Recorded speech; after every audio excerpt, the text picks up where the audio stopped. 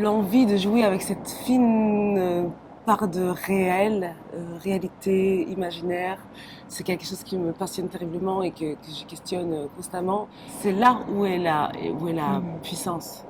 Parce que de toute façon, avant d'agir, on est obligé d'imaginer. On peut pas, il est impossible de pouvoir faire des actes, faire des choses sans les avoir imaginées au préalable. Je tremble, je frissonne, je ne peux plus avancer. Et je vois.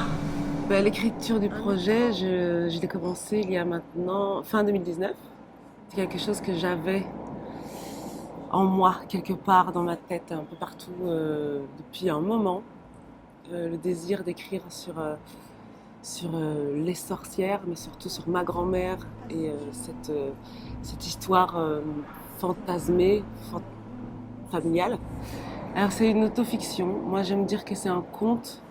Ça part de moi, clairement, d'un fait plutôt réel, qui est que je connais peu ma grand-mère. Dans l'histoire, c'est une jeune femme qui ne connaît pas du tout sa grand-mère et qui va la rejoindre sur son île natale. Et cette grand-mère est décédée. C'est une jeune femme qui a beaucoup de peur, beaucoup d'empêchements, beaucoup de doutes, qui me ressemblent, mais différemment, disons dans un métaverse.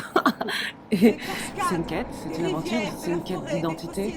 À la base, ça part de la quête de la grand-mère, donc pour savoir, pour connaître, pour avoir des informations sur elle.